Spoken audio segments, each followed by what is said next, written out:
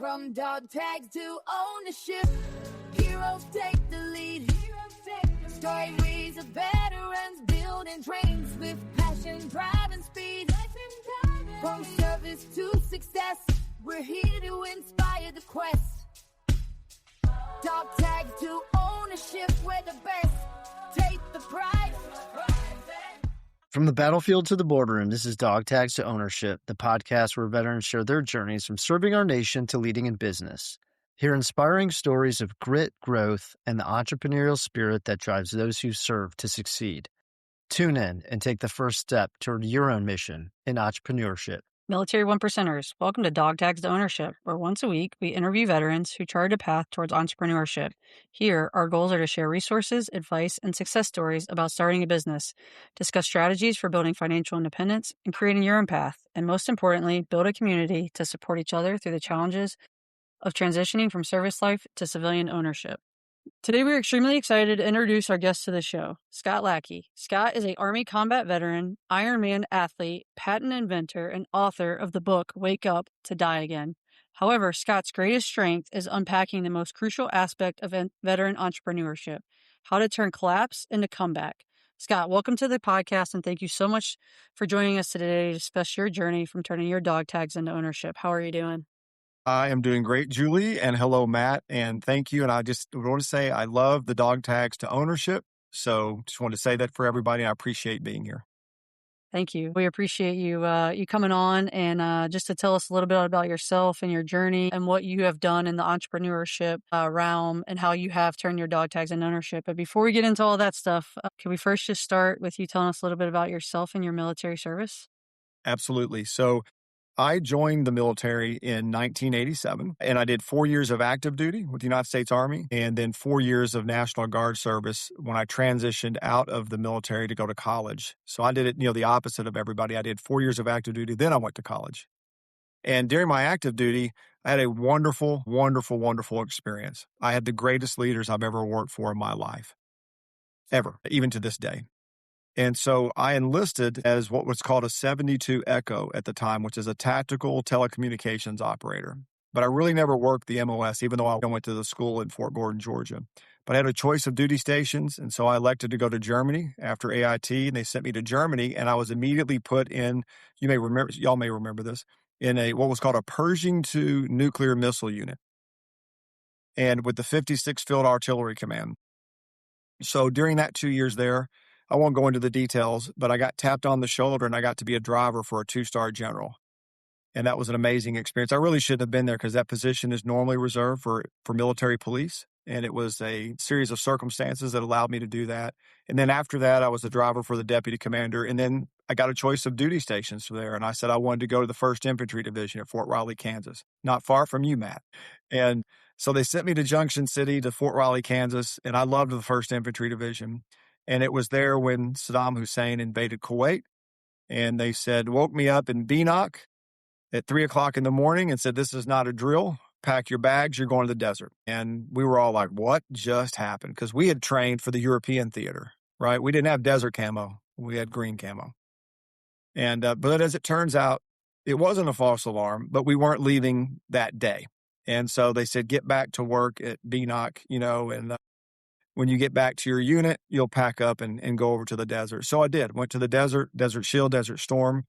And as with the 1st Infantry Division, we were one of the northernmost units with 7 Corps that cut off the Iraqi Guard and kept keeping them from escaping into Baghdad. And that was that. Came home and decided that after all the burning oil wells that it was not the time to re-enlist in the desert. I was going to come back home and do what I promised my family, as I was going to go to college and get a degree and stay in the National Guard. And that was my 4 years of active duty in a nutshell. You packed a lot. You packed a lot into that 4 years. And I'm curious, was the circumstances that put you into that driver position, did that involve the military police soldiers getting in trouble? It's such an innocent story, believe it or not. I got to my unit to work my MOS. Our platoon sergeant was brand new, and he was a former drill sergeant. It was written all over his body and face. And we had a brand new lieutenant. I mean, brand spanking new butter bar. And our platoon sergeant said, in normal military fashion, I need a volunteer.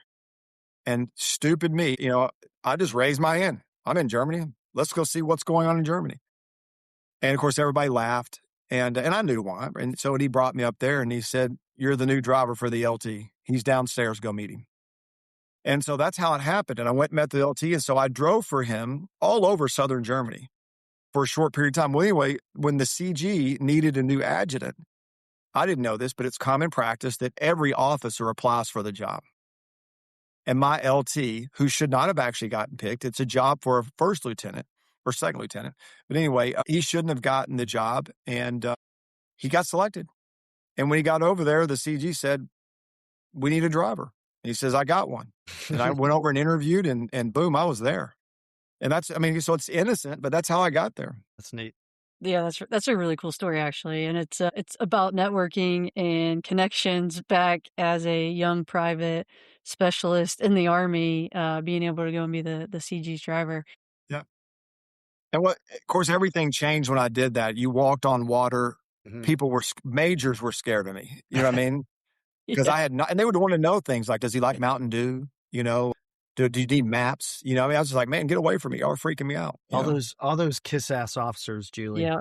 Yeah, all of it. So you transitioned off of active duty, and did you go back to Georgia, and that's where you went to college? So actually, I was born in Jonesboro, Arkansas, the northeast corner of Arkansas, near Memphis. That's where I went into the MEP station and went from there. So believe it or not, when I was over in the desert, it was very difficult for me to not re-enlist. And, it was like, "Scott, this is the place, man. Get one of the AKs we've captured, stand in front of the burning oil wells to swearing in." So, it was hard because I was like, this sounds pretty good. But what happened is during when we were in Kuwait, northern Kuwait, I was out on guard duty one night, and we had been, I'm sorry, not northern Kuwait. We were in northern Saudi Arabia before the war started, and we had been laying all this communication line. I mean, miles and miles of bearing stuff, right? And there was like 7, 8, 9 of us doing it. And to make a long story short, one night on guard duty, or one morning, 3 so in the morning, I just had this epiphany. It was like this thought placed in my head, it sent chills up my spine of this apparatus that would dig a trench.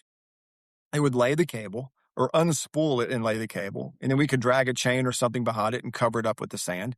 And the next day, I couldn't sleep. We made a crude example of this and hitched it to the truck, and it worked. There was 3 of us, somebody driving the truck, somebody holding the unit, and me standing on the back of it as the weight, right? And it worked. And we came up with a name that day. We called it the Wire Dog. And it was such an explosive thought in my mind that it was of course, it was what I dreamed of. I wanted to be an entrepreneur. I wanted to have something to build.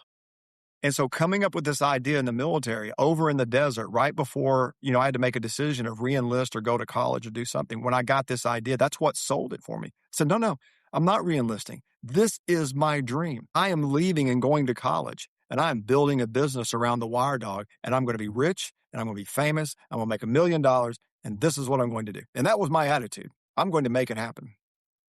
That was really the ceiling deal of why I left and transitioned and went to the National Guard. And so that idea of the Wire Dog, and I saw, that it's patented by you. Actually, that was my second invention that got patented. This was my very first invention that did not get patented. It was supposedly patent pending. That doesn't really mean anything. I spent a lot of money that didn't work. But no, that was my first idea. And to be honest with you, it was a good idea and it did work. But looking back, there were limited applications where it would work, but I didn't know what I was doing. And this mindset that I left the military with, and I think we can all relate to this. I tell people all the time when they say, "What did you leave the military with?" I'll say, "Well, it certainly wasn't money. I spent everything." Okay. I left with 3 words. And this was drilled into me, and I loved it, and it inspired me as a soldier. Make it happen. And I was empowered by that by my leaders because they knew I would find the one way, right? Not the 99 ways to know. And they empowered me to do that. And so I left, and I left under that mentality. When I got to college, I went to make it happen extreme. But here's what I didn't know when I transitioned from dog tags to being a civilian. It's a different world out there, brother. And there was a lot of people that disagreed vehemently with what I was doing. And it was honestly, to be transparent, it was actually very rough for me to transition from what I excelled at exceptionally. I got promoted faster than my peers. You could cut butter with the crease and starch in my uniform. You could shave out of the polish in my boots. my hair was always high and tight. What do we say was low speed and high drag? I mean, excuse me, the high speed, low drag. That was the life I lived. I really did for 4 years. But none of that for the invention, none of that transferred for me. So you're in college. What do you major in college, and how does, what do you go into after that? Yeah, I was majoring in finance. I couldn't stand accounting, but I loved finance. And part of that had to do with the movie that came out when I was in college. It was called Barbarians at the Gate. Do y'all remember that movie?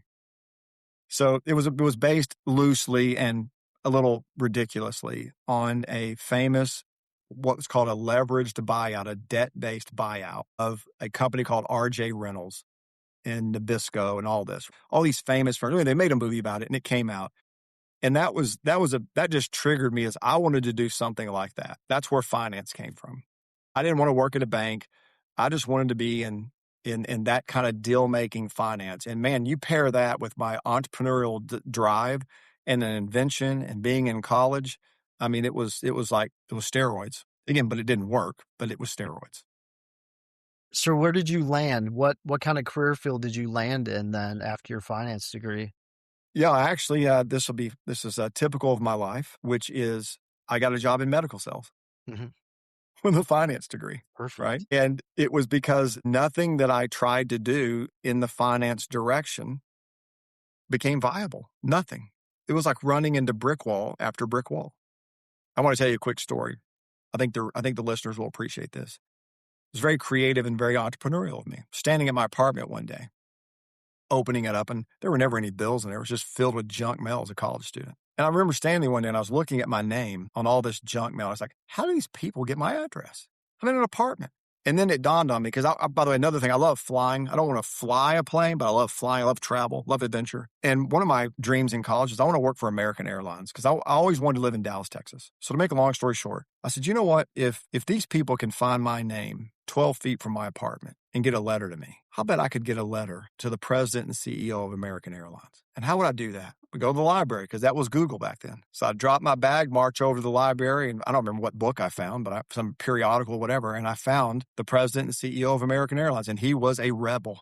He was a trailblazing rebel, and I loved him. Robert Crandall was his name. Found his address, sent a letter to him, and I thought, you know what? If I can send one to him, I can send it to all the airlines. As a matter of fact, I'm going to send one to that investment firm from the movie KKR, Kohlberg, Kravis, and Roberts. So anyway, I sent all these letters out.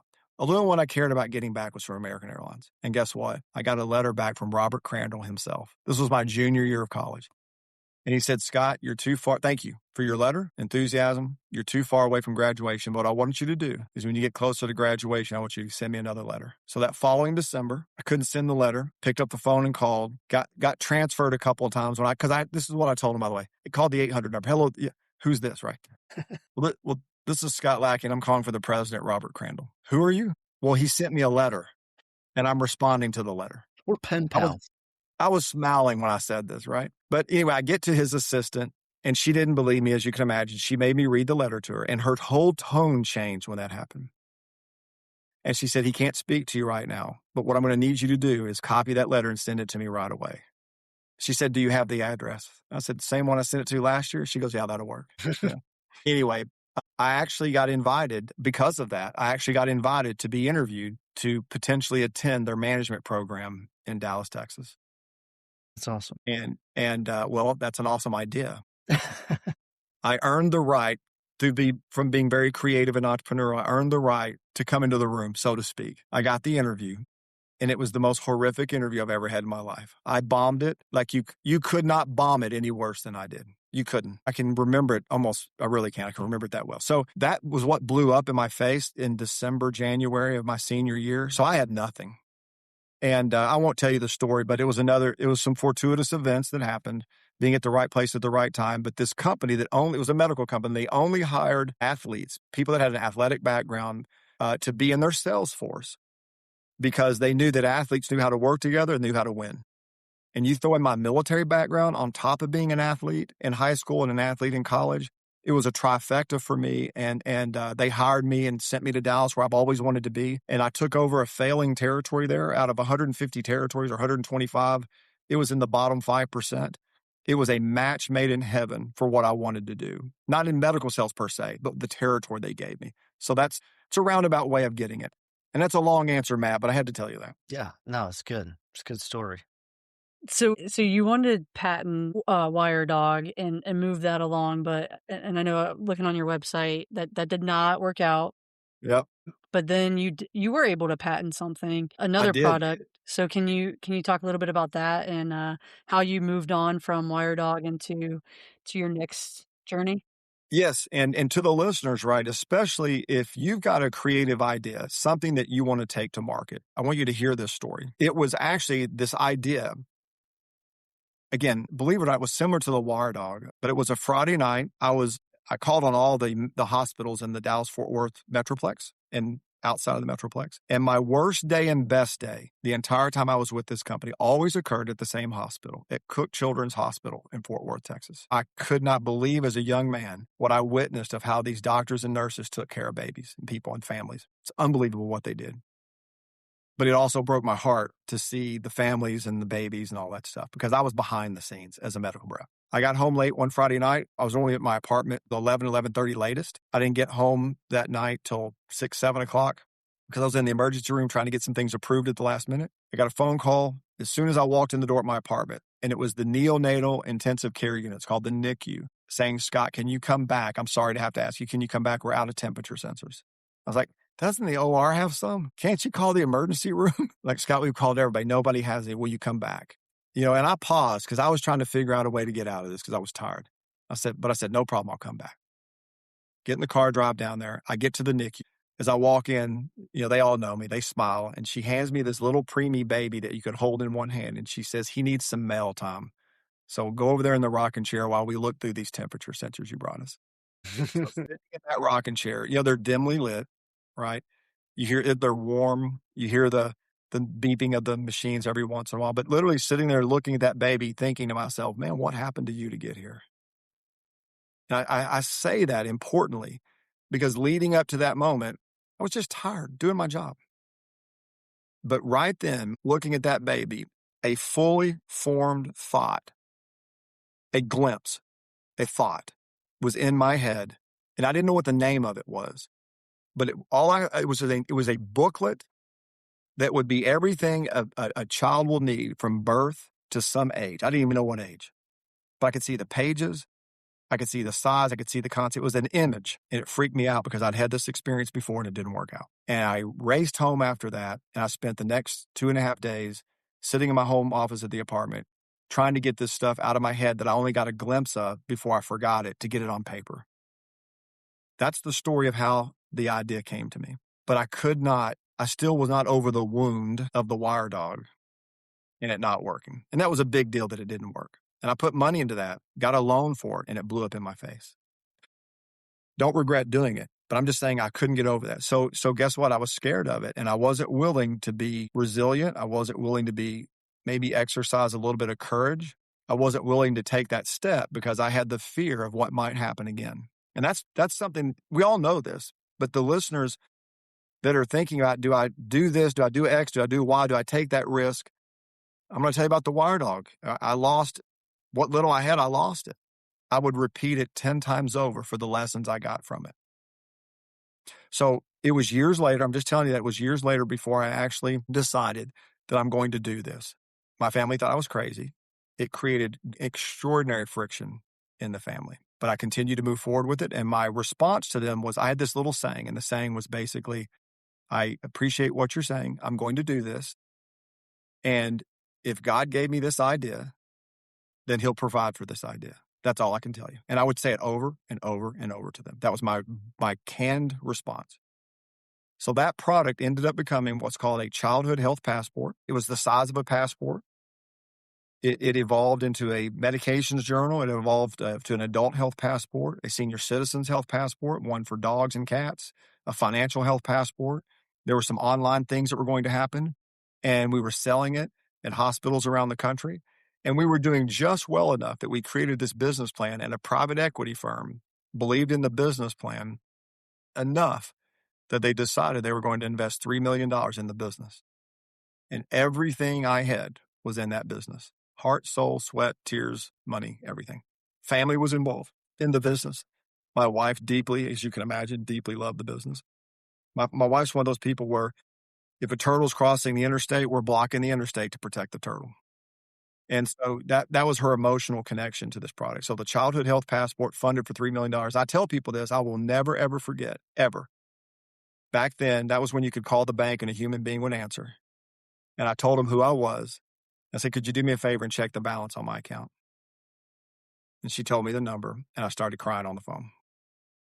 I hit the lottery. And so that was the product that got patented. And it was an amazing, amazing journey to get to that point. But do you want to hear very briefly the rest of the story? Sure. Yes. 6 months later, that private equity firm fired me and the management team and stole the company. How about them apples? Yeah. And I saw that. Do You knew you it was still? coming, didn't you, Julie? I did, but did you own the patent, or did the private equity own the patent? Yeah, great. So yes, I owned the patent up until the point to when the private equity firm invested, right? One of the requirements of the investment, which makes total sense, is that I had to pledge my ownership to the company to be the asset to bring about the value to the company for them to invest the capital. Makes total sense. And again, that's normal, right? And so of course, I'm making this sound out like I'm a hero in this thing and it was all their fault. Well, it was their fault how they handled it. We could have done things differently. But the long and short of it is we sit down at a board meeting. They were on the phone remotely and they said, we're going to turn right. And we as the management team said, no, we're going to continue forward. We invented the product. We have the relationship with the customers. We know where we're going. You don't know what you're talking about, blah, blah, blah, blah. We're going forward. We were kind of militaristic about it. We're going forward. And we had the power to do that, by the way. As the president of the company had the power to say that. But that was where my very first lesson, this is for everybody listening, there's an extraordinary difference in your life of having power versus control. They had control and I had power. And don't ever confuse those two. You have the power to make decisions. Let's just use the military. I have the power to make decisions as a sergeant, as a private, as an E4, as a whatever. But that doesn't mean I'm in control. The fact that I have the power to make decisions. And I lost sight of that. So where did you land after you came out of that experience? So there was $3 million in your bank account. They were investing in the company. Does that disappear? Yeah, everything disappears. Everything. Yeah, there was nothing. We got nothing. Zero. I mean, Yeah. well, lawsuits. That's what starts. Rage, anger, burn the world down, napalm everything. I mean, honestly, that's why the rage fueled me like jet fuel every day when I woke up. Right? But you can't live that way, at least for a long period of time. It takes you to places you don't intend to be. And anyway, during that process of developing that product, we actually met some other gentlemen that had invented another product outside of this industry. And we had licensed that from them. And so my brother-in-law and I actually kind of threw our life into that product through that license and that proprietary product. And we launched, another, if you will, business off of that while we were suing that company and going through that drama. And that was the sad thing about it, is that we got to the point where the judge had signaled that he was going to rule in our favor.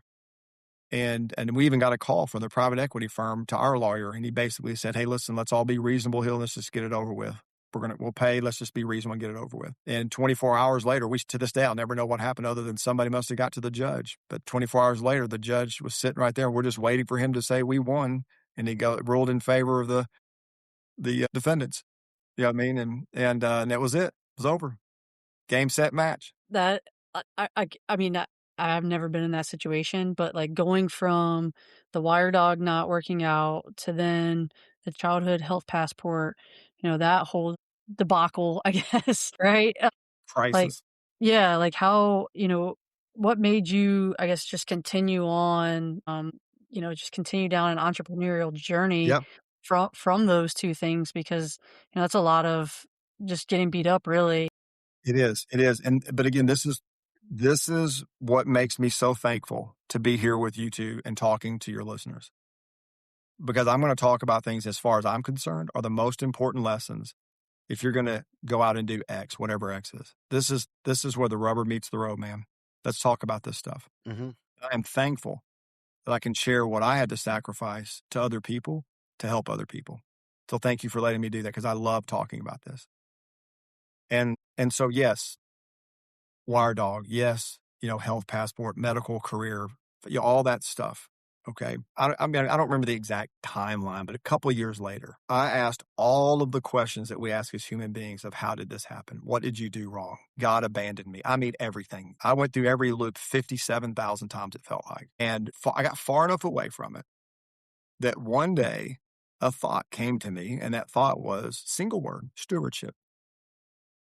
I thought, what the heck is this about? And the abbreviated answer is I began relating that word back to everything that happened. I talked to you earlier about power versus control. That later came to me under the envelope of stewardship versus ownership. Is that I was treating the business and the invention as if I owned it. It was mine, that grip, right? Like reaching into a bucket and grabbing a handful of water. And what gave me extraordinary peace was realizing, wow, this was really at the end of the day about stewardship. And when you have this mindset of stewardship over your health, over your relationships, over your friends, over your business, over your finances, when you have this mindset of stewardship, then you don't worry about things being moved, changed. Things are going to happen. And so the answer to your question is, looking back, I was able to say I should have approached this from a stewardship standpoint. And yes, it would have been painful if it happened, but nowhere near as painful from a stewardship mindset. Because now in my life, when things come into my life or leave my life, I don't have a hand there trying to grab it. I'm very thankful and have gratitude about that. But when it leaves, I'm thankful for the lessons that it taught me. And guess what? I cannot even, we need another 3 podcasts for me to tell you about the lessons that I learned from the wire dog in college, in the military, and the failure of the childhood health passport, of the gifts that it gave me. One of the chapters in my book is literally an entire chapter devoted to the gifts are in the pain. So I don't run from that anymore. I actually look for that. And the military kind of taught me that when I look back on it. We talk about what the phrase in the military is embracing the suck. What you're talking about too, Scott, is with stewardship is I think you're able to maintain a little bit more of an objective, perspective, separate yourself. Like you're talking about how close in you were and you start to get the tunnel vision and the blinders on. But I think if you're able to steward something, you're able to step back and it's almost like that out of body experience. Like you're watching yourself do it, right? It is, Mark. That's an excellent way to describe it. And again, for me, once I learned these things, then that was another platform, and I had to wrestle with that platform. And then there's another platform. That's part of that growth process that we all go through. I guess, so from all that and, looking back, is that what got you into the journey of writing your book, Wake Up to Die Again? You won't believe this. Most people don't believe this, but when I talk about these events, it doesn't even emotionally move me because I learned so much from it. There was no, at the time, yes, there was emotional trauma, but it's a 0.0 for me. You know what I mean? Hell, I laugh. I love telling the story, believe it or not. I love seeing people's faces too when I drop the bomb at the end, But no, it was years later. And during COVID, everybody had different experiences during COVID. But for me, my wife was not teaching at the time. I was working from home for a few months. And we would take walks together at lunch. We got to know our neighbors better. We didn't have a bad COVID experience. Kids were healthy. Yeah, everything was fine. And the little birdie came in my ear and started whispering a little stupid sentence to me. You're not where you're supposed to be. Where does this stuff come from? We all get these voices, right? I'm like, what are you talking about? Where does this, And I just ignored it. Was doing my workouts and living life. It just kept pressing in on me. And what ultimately I wrestled with that as well. I resolved what I was telling myself had nothing to do with I'm not where I'm supposed to be. What was really the underlying issue, Julie, was that what was bothering me and what came to the surface was all these broken promises that I'd made to myself that I didn't do. And maybe it was the silence of COVID that I was slowing down enough, and taking walks. Maybe it was just because it was quiet that this stuff came to me. But those broken promises were things like, Scott, you've been saying for 20 years, you swore on your life you were going to do an Ironman. Where are we at, brother? Tell me about that book you started and stopped, and the one you told your family, for a long time. You're going, where are we at on the book, man? So these little broken promises, not little, these big broken promises and little ones came to the surface. And I just started, honestly, I turned to them. I didn't run from them. I turned to them. I said, my God, I started writing all this stuff down. When you turn to yourself and unpack what's chasing you or bothering you, and you address that honestly and transparently, you're faced with a freaking choice: live with it or deal with it. And so I picked the one thing that made the hair on my back of my neck stand up, and that was to do an Ironman. So that was the genesis. And when I finished the Ironman, the 140.6 mile race in Tempe, Arizona, when I finished that, I was doing and still do half Ironman races. And that's when I said to myself, I self-inflicted this. Hey, man, congratulations on the Ironman. Pat yourself on the back, brother. You're not done yet. Remember that book? And people ask me too. So that was the genesis of it. It was broken promises. And people ask me, Scott, why now? Why my coach at the very beginning, why are you writing the book now? I need an answer for that. Before we agree to work together, why now? I said, you're not going to believe this, Jeffrey, but the book's been ready for a long time. I wasn't. I was thinking midlife crisis in the back of my mind, but you didn't run out and buy like a red Corvette. You're like, these are things I still, I've got unfinished business, and perhaps that comes with wisdom too, right? Like as you're getting to a certain point in your life and you start reflecting back on the Yep. successes and the Yep. failures and what trajectory you're on, and you're like, you start asking yourself, am I doing it right? Am I making the right Yep. decisions? Am I doing right by my family?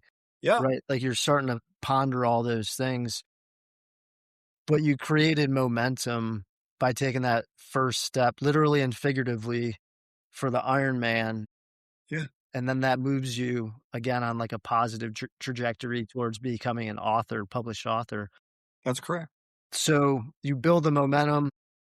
When did you actually complete the book? I completed it. Well, it's been complete for a while. There's a long editing process that you go through, right? Which is just torturous, I might say. But about 10 days ago, it went live on Amazon.com, Wake Up to Die Again, and it raced straight to the top. It was a #1 new release, and the highest it got was #2 bestseller. And it was amazing. And I'm already starting to get feedback from some of the people who I can't believe they read it so fast. And and I had a guy, honestly, he sent me an email and he said, you've had me laughing and crying through the first 6 chapters. I had to set this down. I have to think about what you're making me think about.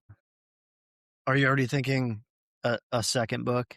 Yeah, I already know. Well, I know what my second book is. I already know that. I came to that conclusion again. Weirdly, I'm also a columnist for a newspaper. My stories are published every Saturday. And it's stuff like we're talking about: resilience and family and transformation, all these things. It was actually through that process, which was simultaneous to writing the book, I actually figured out what my second book is. But here's the real thing I'm learning from my beta readers and my new readers. I really believe with my heart and soul that what I learn from readers, they're going to teach me what the second book is. I saw it on your website. You have a newsletter, or people can sign up to talk to you after they read the book and get that insight. So is that kind of how you're going to do that, is through that? We're actually going to modify the web. This is so fresh, but you just nailed it.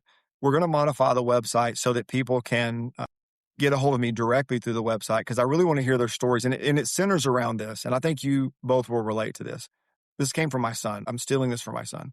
We were driving in the car the other day, and something came up about, man, Dad, everybody's just talking to everybody. We were talking about social media stuff. Everybody's just talking to everybody. I said, you're right, but nobody's having conversations anymore. And that just struck me when he said that, and I responded that way because it was an organic comment. And that's what I want to do about my book. I don't want to talk to anybody about my book. I want to have a conversation about it as a human being, right? And that's what I most look forward to, because some of the things that they've said to me, had another person tell me about the book. And again, I would have never said this, but he goes, Scott, this book's crazy. He goes, it met me exactly where I am. He goes, there's no 7 steps to do anything in my book whatsoever.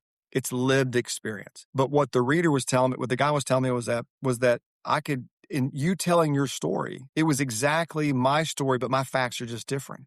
And I was just blown away by that, because I never thought about that one time in the 2 years it took me to write it. So that's what I hope to have, is conversations. I don't want to talk to anybody. I want to have conversations about it, because I think we get better as neighbors and friends and human beings. And that's what I love about what you're doing, is we're having a conversation. We need more of this.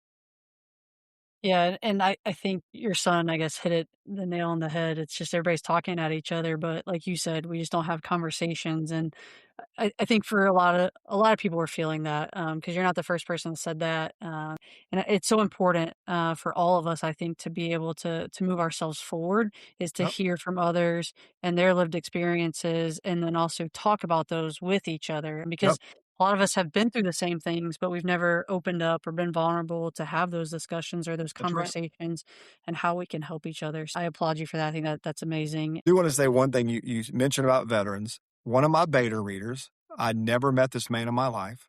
And he was always walk in front of the house with his dog. Every Saturday morning, I'd see him out my dining room window. And one day, I decided I was going to go. I could tell he was military a mile away, right? So one day I went out. One Saturday morning, I went out and introduced myself. Sure enough, he was a retired B-52 colonel pilot. We get to talking out there in front of my house, and next thing you know, the guy said, we're just a few minutes. He says, "Listen," he said, "I got to get to the house. I'm going somewhere with my wife." He said, "Let me pray for you real quick." Right there in the middle of the street, puts his hand on my shoulder and prays for me. He leaves. And of course, we exchanged cell phone numbers. I'm going to fast forward to I finished a run one day and early in the morning, and I turned in front of my house to see probably one of the most glorious, beautiful sunrises I've ever seen in my life, with the moon hanging up there, and it brought tears to my eyes. It became the cover of my book. Okay, see that? There's the moon up there. I actually took that picture, and I'm telling you this story because the other day, I'm sorry, his name's Norm. Norm was one of my beta readers, and when he finished the book as a military colonel pilot, he said, "Scott, this book was so impactful to me that I'm going to be the first person that buys 20 of your books, a case of your books, and I'm going to hand these out to everybody I know." Cool. And he did it. And I made him come down to my house before I'd give them to me and stand in that same spot where I took that picture where he prayed over me. And I hold up that book, and so we could take a picture together before I gave him those 20 books.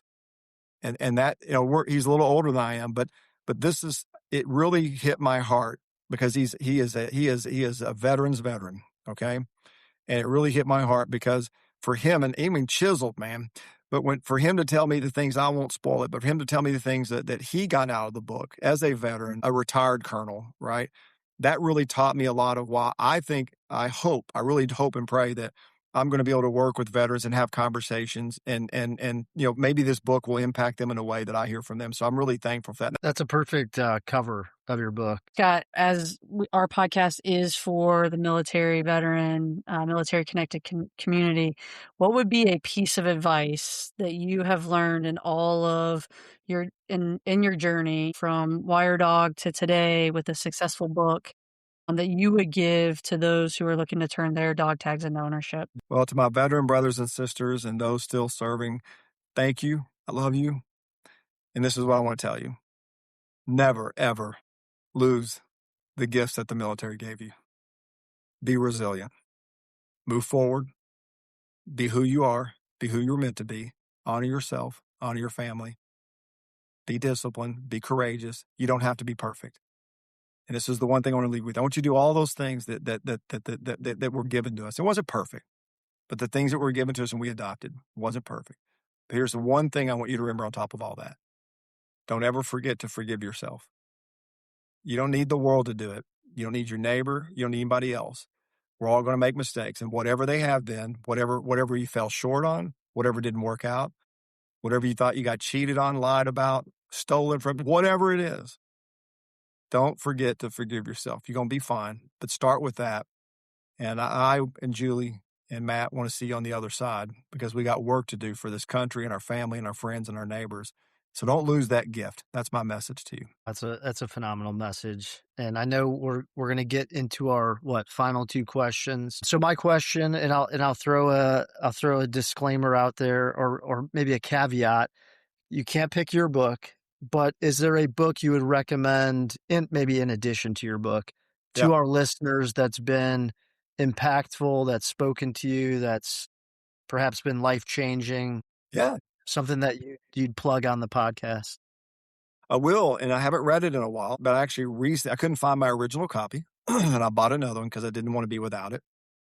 I got it because in honor of our 250th anniversary, I'm going to reread a book that I absolutely love, and I recommend it all the time.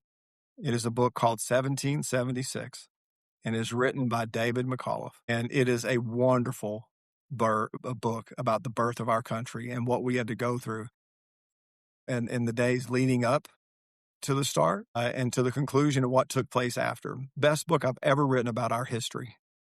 And so I would encourage people, 1776, and it's just a wonderful book, man. Fantastic. Yeah, and timely for sure. Yes, very timely. As you know, we're almost to America 250 and celebrating our country and the birth of our country, being here for 250 years. The last question of every episode, Admiral William McRaven authored the book, Make Your Bed, Little Things That Can Change Your Life and Maybe the World. So do you make your bed every day? You know, I've watched that video, I bet 15 times. I love him. And I'm going to be honest, I don't make my bed every day. Yep. I'm going to be honest. But I did want to say this though, because I thought about this and it's really true. But what I do, and this is going to sound, I think it's going to sound terrible and I don't mean it to. I am exceptional at making sure I do the small things. I wasn't always this way, but I am exceptional at doing the small things because I learned the hard way. The small things turn out to be big things and the big things are painful. And those small things, just to use the Ironman workouts, I didn't become an Ironman and crossing the finish line. That was get the medal ceremony. I became an Ironman. All those mornings I got up at 4 and 5 in the morning and ran a half marathon before people got out of bed in the rain, right? And swimming in the cold water and still riding my bike with 14 stitches on my elbow. And, you know what I mean? The adversity, that's doing the small things, the willingness to get back up no matter how you feel. And it wasn't perfect, but I made a heck of a lot more yeses than I ever did no's. You know what I mean? So I love that question. But I can't lie to my brothers and sisters. So no, I don't make my bed, but I am excellent at doing the small things. Well, Scott, I know we are getting close to the end of our time. Thank you so much for spending almost the last hour with us and, sharing your stories, your triumphs and tragedies and being vulnerable with our listeners because we need more of that. And as we talked about it, there's a lot of talking and there's not a lot of listening that's going on, I think. Right. And the more we can get together and have a good conversation and learn something from each other, the better we'll be. So again, thanks so much. And we wish you the best of luck with your book and whatever comes after this. Yeah. Well, I can't thank you enough. And you have one of the greatest audiences in the world to speak to. And I feel honored, honestly, to be able to talk to them. Military One Percenters, whether you're brainstorming your first business idea, already running a company, or just curious about where to start, Dog Tags the Ownership is the place for you. Please hit that subscribe button to receive all new episodes. Also, if you know someone who has turned their dog tags into ownership, drop us a DM on social media or tag someone. We are always looking for new guests to bring onto the podcast. And as always, Military One Percenters, thank you for your service. Let's continue this journey and working together to write our next chapter. Until next week, keep pushing to turn those dog tags into ownership. From dog tags to ownership, heroes take the lead. Stories of veterans building trains with passion, drive, and speed. From service to success, we're here to inspire the quest. Dog tags to ownership, we're the best.